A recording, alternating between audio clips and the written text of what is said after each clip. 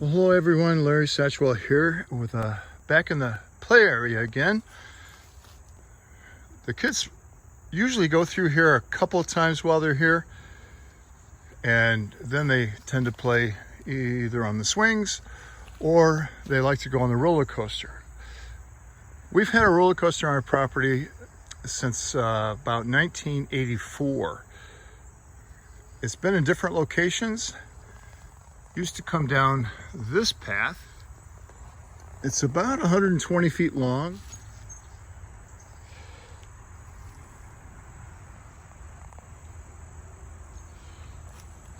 About 6 months ago, a couple of the pieces had rotted out, so I bought this 1/2-inch PVC pipe, outdoor PVC pipe, to see if that would work, and indeed it does.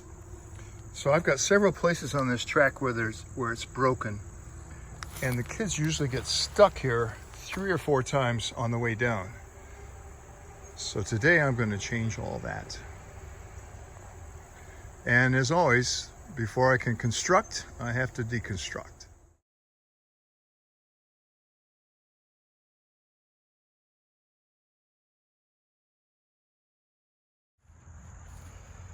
Well, the bridge is fine. I'm trying to get the platform up now a little bit. Not gonna happen. Well, it's time to feed the horses. Good progress today. Well, ideally, this would be better with a bottle jack, but I don't have one. So I jokingly told Karen last night that I had raised this platform by 3 feet. Got no reaction from her. So I'm assuming that I should be able to raise this at least a foot or so. Maybe that'll prevent the kids. That with the new pipe track will prevent the kids from getting stuck. As I approached this morning, I could see that something was amiss. Yeah, the whole thing has collapsed. I was hoping that this would be an easy job, but it is no longer an easy job.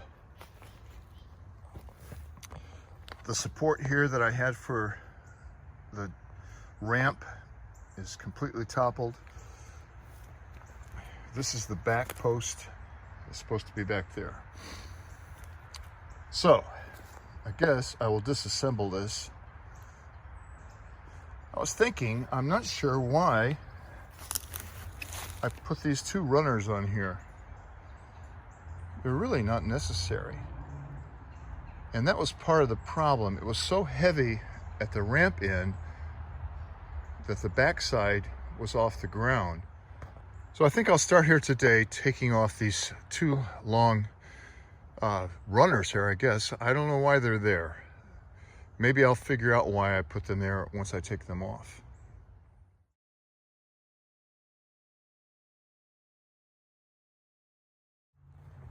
This is what I should have done from the get-go, but I didn't. You can see there's a few screws in here. I don't want to hurt my grandkids or my children. And part of the problem is there were like 3 or 4 generations of screws in here, so it had several different heads. You got to keep changing drill bits to get those out. But now it's out, and it should be a lot easier to place this platform.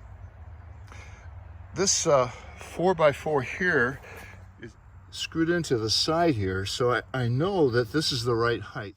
I'll cut all 4 to that height and replace the platform and brace it, and then attach this. I'm not going to put these runners back on here. I don't see a need for them, and I'm not sure why I did it.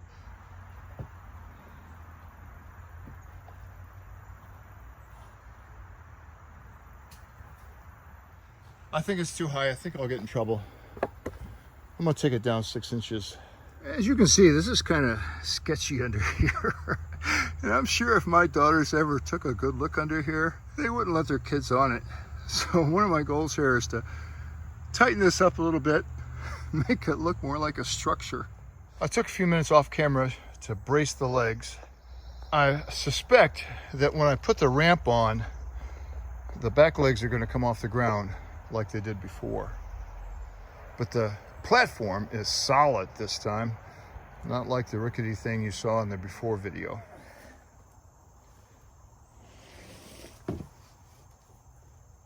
Hey, so far so good. They don't even want to come off the ground. Well, the ramp here is a lot more flexible than it used to be.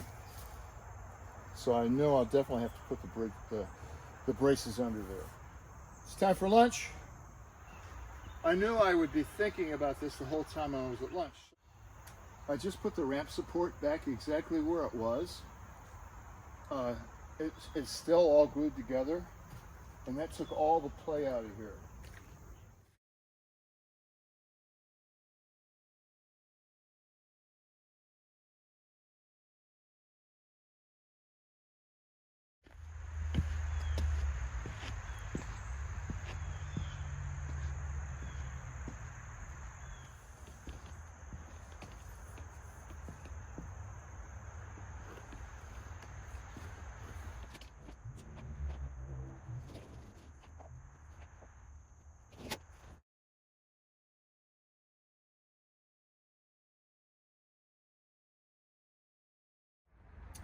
Beautiful, brisk morning. Let me catch you up on what's going on. I put the first two on here and realized I hadn't filmed any of it. So I have a jig here, of course. This is the width of the roller coaster wheels. It's 24 inches long. Just so happens that it's just a piece of scrap that I used to cut the tapered legs on Dana's picnic table.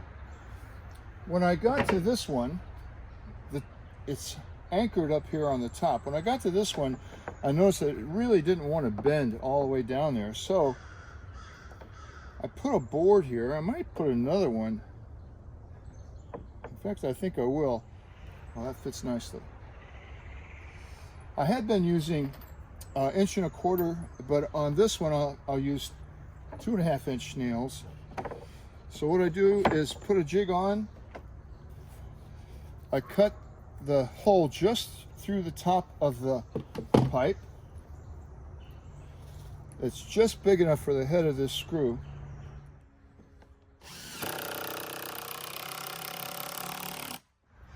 So I use the spacer here to put the screws 24 inches apart, approximately, and then I'll use it down there to put the cross ties approximately 24 inches apart. Wherever there's a junction like this, I'll make sure that they're pressed in tight, and I'll connect those with a screw.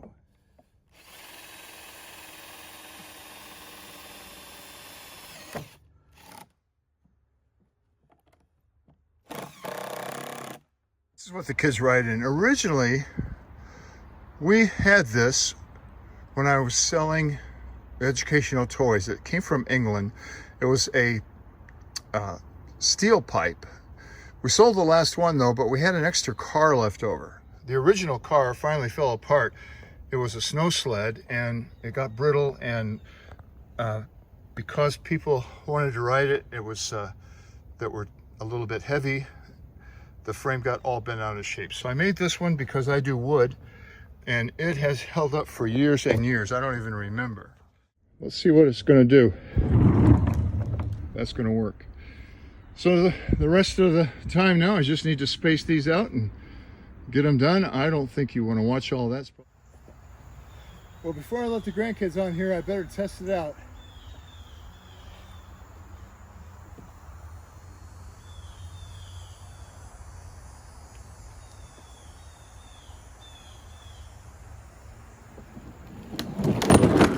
Here we go.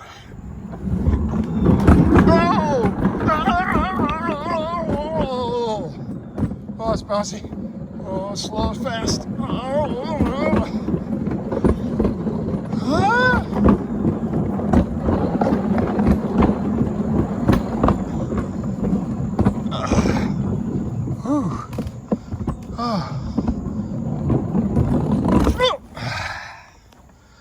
Now I just have to get out of this.